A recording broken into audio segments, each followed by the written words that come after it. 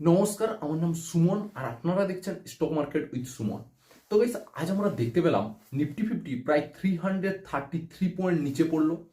সেন্সেক প্রায় 1053 পয়েন্ট নিচে পড়লো। আর এই যে এত বড় একটা কারেকশন হলো, এর পেছনে তেমন কোনো জোরালো কারণ নেই। আর যে সমস্ত ব্লু চিপ কোম্পানিগুলোতে আমরা কারেকশন দেখতে পেলাম, ওই সমস্ত কোম্পানিগুলা যে রিটার্ন খুব দিয়েছে তার জন্য কারেকশন হলো, ওইরকম ব্যাপার নয়।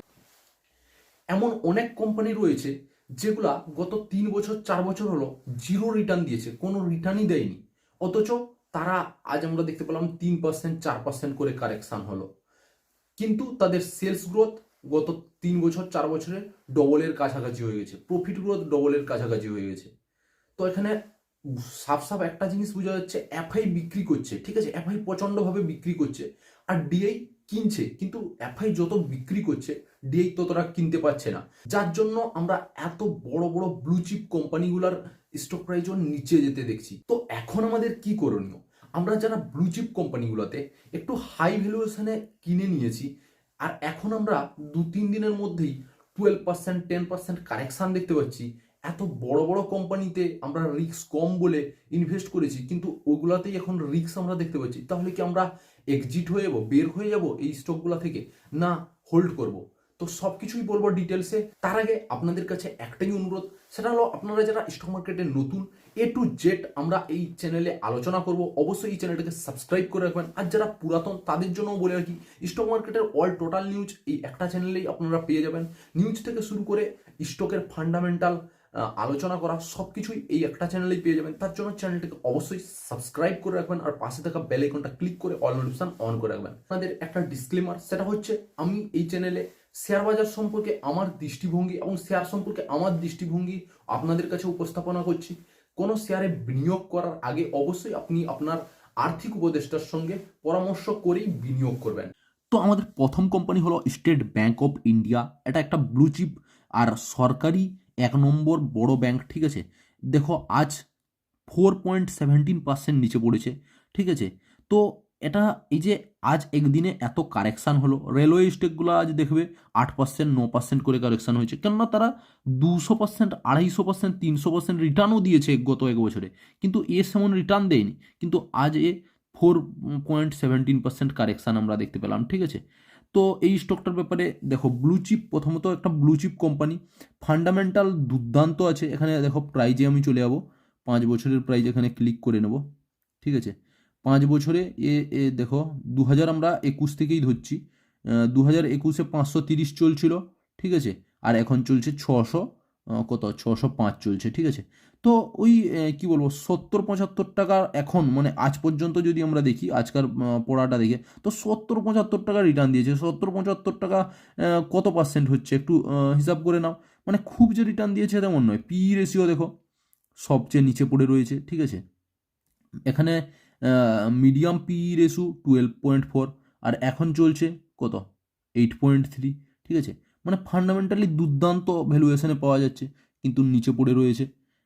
এখানে দেখো রেভিনিউ দেখো, 2021 থেকেই দেখো 73,376 কোটি থেকে 1,07,391 কোটি, কত বেড়েছে রেভিনিউ, ঠিক আছে। এখানে প্রফিট দেখো, প্রফিটও দেখো 2021 থেকে 9,948 থেকে হয়ে গেছে 16,648, মানে ডবলের কাছাকাছি হয়ে গেছে, কিন্তু স্টক প্রাইস এখনও চলেনি। আমরা দেখতে পাচ্ছি আরও নিচে পড়ছে এই টাইপের ব্লু চিপ কোম্পানি, যেখানে 4% একদিনে কারেকশান আমরা দেখতে পাচ্ছি। তো এগুলার কি মানে কি বলবো, এগুলার কি থেকে বের হয়ে আসবো? আমি তো বলবো এগুলো এখন সুযোগ, এখন আরও অ্যাড করা যেতে পারে, ঠিক আছে। এটা সম্পূর্ণ আমার নিজস্ব মতামত, আপনাদের মতামত আলাদা হতে পারে, ঠিক আছে। এখানে দেখো শুধু যে আমি বলছি এটা নয়, আমরা চলে যাবো শেয়ার হোল্ডিং এ প্যাটার্নে, ঠিক আছে। তো এখানে দেখো শেয়ার হোল্ডিং প্যাটার্নে দেখো 2021-এ ছিল 57.63% প্রোমোটারের কাছে, এখন আছে 57.49%। কত পার্সেন্ট বিক্রি করেছে? খুবই অল্প পরিমাণ বিক্রি করেছে। এফআইয়ের কাছে কত ছিল? 9.94%, এখন কত আছে? 10.91%। এফআই তাহলে কিনেছে। ডিআইয়ের কাছে কত ছিল? 24.40%, এখন কত? 24.15%। হালকা বিক্রি করেছে। এখানে গভর্নমেন্টের কাছে ছিল 0.20%, এখানে হয়েছে 0.03%। তো এ গভর্নমেন্টও একটু বিক্রি করেছে।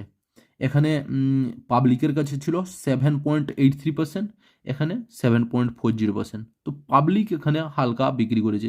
তাহলে পাবলিকের কিন্তু কমেছে, পাবলিকের বাড়েনি কিন্তু। এখানে দেখো, এখানে শুধু এই যে এই কোয়ার্টারটাই নয়, আগের কোয়ার্টারেও দেখো, তার আগের কোয়ার্টারে, তার আগের কোয়ার্টারে, তার আগের কোয়ার্টারে, তার আগের কোয়ার্টারে দেখো পাবলিকের কিন্তু মানে কি বলবো, পাবলিকের যেখানে কমবে না, পাবলিক যেখানে বিক্রি করে বেরিয়ে আসবে আর এফআইডিআই কিনবে, বুঝে নাও ওই শেয়ারটা এখন আগুন হচ্ছে, ঠিক আছে, উপরের দিকে যাওয়ার জন্য রেডি হচ্ছে। আর যখন উপরের দিকে যাবে ধরতে আর পারবে না ওই শেয়ারকে, ঠিক আছে, তখন ভাববে যে আরেকটু কমুক বা ওই প্রাইজে আসুক তারপর কিনবো, আর কিনতে পারবে না, ঠিক আছে। আমাদের নেক্সট স্টকও একটা ব্যাংকিং স্টক, আর এটা হলো প্রাইভেট সেক্টরের 1 নম্বর ব্যাংক, ঠিক আছে। ওটা ছিল সরকারি ব্যাংক 1 নম্বর, আর এটা প্রাইভেট সেক্টরের 1 নম্বর ব্যাংক। তো এও দেখো আজ 3.48% নিচে পড়েছে। যা হোক, তবুও সরকারি ব্যাংক থেকে একটু কম পড়েছে, ঠিক আছে। এটাতেও আমরা দেখতে পেয়েছি গত 10 দিনে মনে হয় 15% মতো কারেকশান হতে আমরা দেখেছি, ঠিক আছে। কিন্তু এখন এই ব্যাংকটার ক্ষেত্রে কি হয়েছিল, শুধু একটাই প্রবলেম হয়েছিল, ঠিক আছে, মানে যেটা আশা করেছিল মার্কেট তার থেকে একটু কম রেজাল্ট এসেছিল, যে খারাপ রেজাল্ট এসেছে, লস করেছে কোম্পানি সামান্য নয়। কোম্পানি তো দুর্দান্ত প্রফিটেবল কোম্পানি, ঠিক আছে। দেখো এখানে রেভিনিউ দেখো, আরও একবার আমি বলে দিচ্ছি হালকা ফুলকার উপরে, 34,588 কোটি থেকে 78,008 কোটি, ঠিক আছে। এখানে একটা মার্জ হয়েছে তার জন্য এটা দেখতে পাচ্ছি। তো এটা বাদ দিয়ে দাও, এখানে চলে আসো আমরা, ইয়ারলি আমরা চলে আসবো। এখানে দেখো, এখানে ইয়ারলি চলে আসি আমরা। এখানে দেখো, তার আগের থেকে ধরি এখানে কত, 1,35,936 কোটি থেকে 1,70,754 কোটি, আর এখন 2,51,764 কোটি। দেখতে পাচ্ছ গ্রোথটা এখানে, 50,873, 61,498, এখন 75,590 কোটি টাকা, ঠিক আছে। তো এই যে এইখানে কোম্পানি মার্জ হয়েছে এইচডিএফসির সঙ্গে, এইচডিএফসি ব্যাংক মার্জ হয়েছে, ঠিক আছে। তো এই জন্য আমরা একটু দেখতে পাচ্ছি। তো এখানে তবুও কোম্পানির দেখো, কোম্পানির আমরা ধার দেখবো না, কেন ব্যাংকিং স্টকে ধার যত থাকুক ধারটা দেখা উচিত নয়, ঠিক আছে। কিন্তু রিজার্ভটা দেখো, 2,88,880 কোটি টাকা রিজার্ভ আছে। এবার আমরা একটু প্রোমোটার হোল্ডিংয়ে চলে যাবো। দেখো এই দেখো শেয়ার হোল্ডিং প্যাটার্নটা দেখো, এখানে যা ছিল প্রোমোটারের সব বিক্রি করে দিল। দেখো প্রোমোটার 0 হয়ে গেল, তার মানে কি খারাপ হয়ে গেল? এখানে কারা কিনছে দেখতে হবে। এই যে বিক্রি করে দিয়েছে, 0 হয়ে গেছে। এখানে যদি পাবলিক সবটা কিনে নিত তাহলে বুঝতে যে কোম্পানিতে গড়বড় আছে, খারাপ হয়ে গেছে। কিন্তু এখানে তো কিনছে এফআইডিআই, যারা বুদ্ধিজীবী লোক, বুদ্ধি ধরে ওরা কিনছে, মানে তো অবশ্যই খারাপ হয়ে যায়নি। খারাপ হলে তো কিনতো না ওরা, না। দেখো এখানে 52.31% কিনে নিয়েছে, এখানে ছিল 33.38%, তারপর 52.13%, তারপর 52.31%, ঠিক আছে। আর ডিআই দেখো 26 থেকে এখানে 30% হয়ে গেল, ঠিক আছে। এখানে গভর্নমেন্টও 0.1% বাড়িয়েছে, ঠিক আছে। আর এখানে পাবলিককেও কিনতে হয়েছে, কেননা প্রোমোটার যা ছিল সব বিক্রি করে দিয়েছে। তো এফআইডিআই কেনার পরও কিছু শেয়ার থেকে যায়, তো ওইটা কিনেছে। তবুও দেখো আগের কোয়ার্টারের থেকে এই কোয়ার্টারে পাবলিকের স্টেক কমে গেছে। আর পাবলিক যেখানে বিক্রি করছে, এফআইডিআই এত পার্সেন্ট থাকার পরও কিনছে, তাহলে বুঝতে পারছো শেয়ারটায় কীরকম গ্রোথ রয়েছে, ঠিক আছে। এখন কিছু সময়ের জন্য খারাপ চলছে, কিন্তু বরাবর এই সমস্ত স্টকের খারাপ সময় চলে না। এখানে আমাদের নেক্সট স্টক আইসিআইসিআই ব্যাংক। এখানে দেখো আজ আমরা 2% উপরে উঠতে দেখলাম, যেখানে পুরো মার্কেট পড়েছে, এই ব্যাংক আমরা 2% উপরের দিকে উঠতে দেখলাম। কেন এটা হয়েছে? দেখো আইসিআইসিআই ব্যাংকের রেজাল্ট বের হয়েছে, আর মার্কেট যেটা আশা করেছিল আইসিআইসি ব্যাংক থেকে, আইসিআইসি ব্যাংক হলো প্রাইভেট সেক্টরের দ্বিতীয় বড় ব্যাংক, ঠিক আছে। তো মার্কেট যেটা আশা করেছিল তাকে বিট করতে পেরেছে। যেমন এইচডিএফসি ব্যাংক এর জন্য মার্কেট যেটা আশা করেছিল সে বিট করতে পারেনি, তার জন্য পড়েছিল এইচডিএফসি ব্যাংকের শেয়ার। এখানে আইসিআইসি ব্যাংক ওটা বিট করতে পেরেছে, তার জন্য এখানে উঠেছে, ঠিক আছে। তো এইগুলো না ক্ষণস্থায়ী, এই যে কিছুদিন মনে রাখবে লোকে যে এরকম রেজাল্ট এসেছিল, এরকমই হয়েছিল, ঠিক আছে। তো এই ব্যাংকটাও দুর্দান্ত ব্যাংক এক কথায়, ঠিক আছে। সেকেন্ড লার্জেস্ট প্রাইভেট সেক্টরের ব্যাংক। এরও একটু ফান্ডামেন্টাল আমরা দেখে নেব। এখানে আমরা 5 বছরে দেখে নেব। দেখতে পাচ্ছ রিটার্নটা কি সুন্দর দিয়েছে, উপরের দিকেই আমরা দেখতে পাচ্ছি, ঠিক আছে। আর এইখানে যদি এসআইপি করে কেনা যেত তাহলে দেখো কীরকম প্রফিট হতো। যখনই পড়েছে তখনই এসআইপি করতো যদি কেউ, যখনই পড়েছে তখনই এসআইপি করতো যদি কেউ, এখন একটা ভালো রিটার্নে বসে থাকতো। তো যাই হোক, এখন আমরা পি রেশিওতে দেখে নেব একটু। এখানে দেখো এটাতেও এখন ব্যাংকিং প্রত্যেকটা স্টকই আমরা তাদের লোয়ের পিইতে এখন পাচ্ছি, ঠিক আছে। মানে এখন আমরা যে ভ্যালুয়েশনে পাচ্ছি স্টকগুলাকে, ব্যাংকিং স্টকগুলাকে, তো এই ভ্যালুয়েশনে সাধারণত পাওয়া যায় না। দেখো এরও কিন্তু মিডিয়াম পিই 23.6, আর আমরা পাচ্ছি 17-এর পিইতে, ঠিক আছে। এখানেও দেখো, এখানে আমি না প্রফিট লস দেখাচ্ছি না, আপনাদের সরাসরি নিয়ে যাচ্ছি প্রোমোটার হোল্ডিং, শেয়ার হোল্ডিং প্যাটার্নে, ঠিক আছে। এখানে দেখো শেয়ার হোল্ডিং দেখো, এখানেও কিন্তু প্রোমোটারের কাছে কিছু নেই, প্রোমোটার নেই এখানে, এফআইডিএই এখানে রাজত্ব করছে। দেখো 47.81%, 41.70% এখানে এফআইডিআই শুধু হোল্ড করে রয়েছে। আর শুধু যে হোল্ড করে রয়েছিল এখন আর হোল্ড করে এমন নয়, কনসিস্টেন্ট হোল্ড করে রয়েছে এতদিন পর্যন্ত। দেখো ঠিক আছে, আরও আগের কোয়ার্টার থেকে দেখো ডিআই এখানে বাড়িয়েছে, এখানে এফআই যেটা বিক্রি করেছে এফআই একটু কমিয়েছিল, তো ওটা পুরোটাই ডিআই কিনে নিয়েছে এখানে দেখো। আর এখানে দেখো গভর্নমেন্টের কাছেও গভর্নমেন্ট এখানে একটু বাড়িয়েছে। দেখো প্রত্যেক কোয়ার্টারে গভর্নমেন্ট বাড়াচ্ছে, আগে ছিল 24, তারপর করলো 25, তারপর করলো 26, তারপর করলো 27। দেখো প্রত্যেক কোয়ার্টারে এখানে গভর্নমেন্ট কিনছে একটু একটু। আর এখানে পাবলিকের কাছে দেখো এখানে 10.9%, 10.09% আছে, যেটা মানে এখানে কমিয়েছে। দেখো 10.22% ছিল, এখানে বিক্রি করেছে। তাহলে পাবলিক বারবার বিক্রি করছে, আর এফআইডিআইয়ের কাছে এত কিছু থাকার পরেও, এত পার্সেন্ট থাকার পরেও আরও কিনছে, মানে বুঝতে পারছো। আমাদের নেক্সট স্টক হলো এশিয়ান পেন্ট লিমিটেড, পেন্ট সেক্টরের সব থেকে বড় কোম্পানি, লিডার কোম্পানি, ঠিক আছে। আজ এখানেও দেখো 2.68% নিচে পড়েছে। এমনিতেই এটা বেশ কয়েক মাস হলো কোনো রিটার্নই দেয়নি, বেশ কয়েক মাস কি বলবো, প্রায় কয়েক বছর হলো কোনো রিটার্ন দেয়নি। এখানে দেখো 2021 থেকে 3,303, 2000 এখানে 21 কি, আমি আরও একটু আগে চলে যাবো, এখানে দেখো জানুয়ারি 2021 থেকে 3,047, আর এখন চলছে কত, 3,054, ঠিক আছে। মানে গত 3 বছর কোনো রিটার্ন দেয়নি, জাস্ট কনসিলিডেট করেছে। কিন্তু তার আগে দেখো যখনই এরকম কনসিলিডেট করেছে কীরকম রিটার্ন দিয়েছে, দেখতে পাচ্ছ, মানে ডবলের থেকেও বেশি। তো এগুলা কি আমাদের কাছে সুযোগ, ঠিক আছে। আর এগুলারও যদি কেউ সদ্ব্যবহার না করে তাহলে আর কিসের সদ্ব্যবহার করবে। এখানে পিই রেশিও দেখো সব থেকে নিচে পাওয়া যাচ্ছে, ঠিক আছে।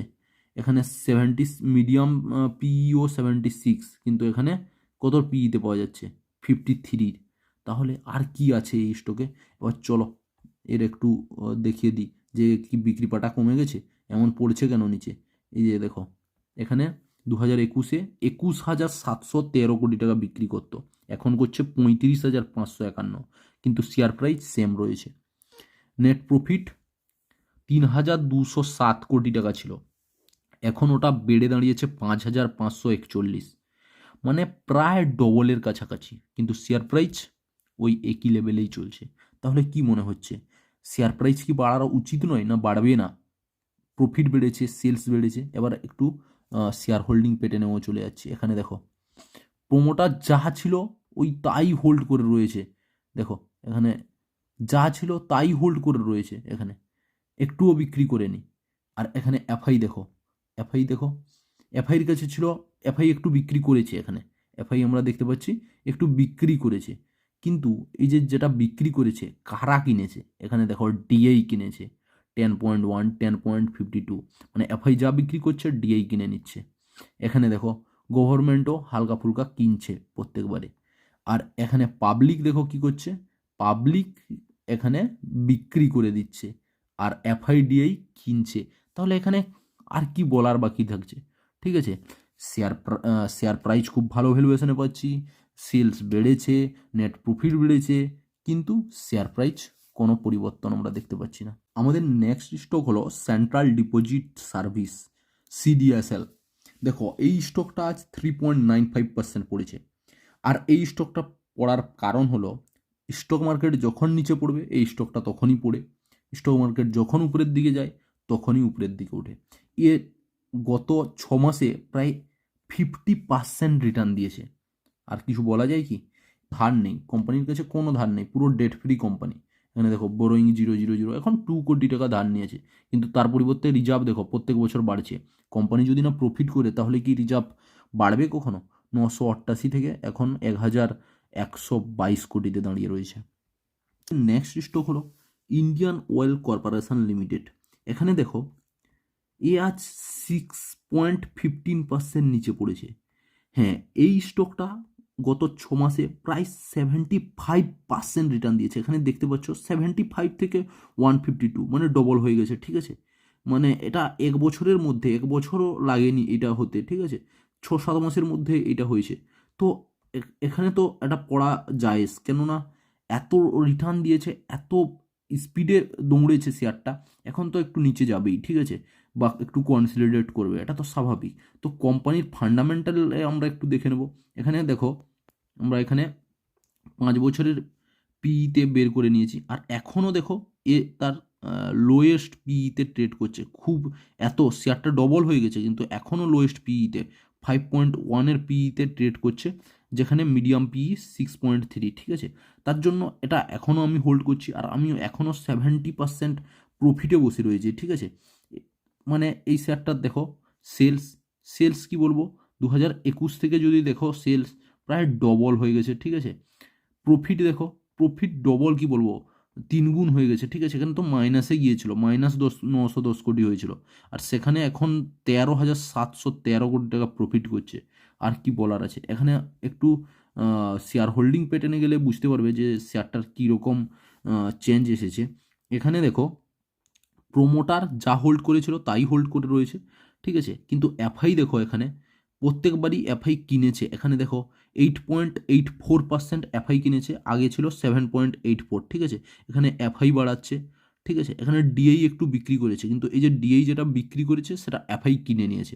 এখানে গভর্নমেন্টের কাছে যেখানে 0.11% ছিল, সেটা হঠাৎ বেড়ে যায় 19.60 পয়েন্টে। ঠিক আছে, তাহলে দেখো এখানে গভর্নমেন্ট পুরো বুলিশ, তার জন্যই না কিনেছে, না শুধু শুধু কিনে ফেলে রাখবে বলে কিনেছে। ঠিক আছে, এখানে পাবলিক হারিয়েছে। দেখো এখানে পাবলিকের কাছে যেখানে 28% ছিল, এখন আছে 10.13%। আর হিন্দুস্তান ইউনিলিভারের সম্পর্কে গতকালের ভিডিওতে বলেছি, যারা এখনও দেখোনি ওই ভিডিওটা গিয়ে দেখে নাও। গতকাল ওর ফান্ডামেন্টাল আলোচনা করেছি। তো আজকের ভিডিওটা এই পর্যন্ত। ভিডিওটা কেমন লাগলো, যদি ভালো লেগে থাকে তাহলে অবশ্যই কমেন্ট করে জানাও, আর ভিডিওতে অবশ্যই একটা লাইক করে দাও। চ্যানেল নতুন হলে অবশ্যই চ্যানেলটা সাবস্ক্রাইব করে নাও, আর পাশে থেকে বেল আইকনটা ক্লিক করে অল নোটিফিকেশন অন করে দাও। জয় হিন্দ, জয় ভারত। পরের ভিডিওতে আবার দেখা হচ্ছে, ততক্ষণ সবাই ভালো থেকো।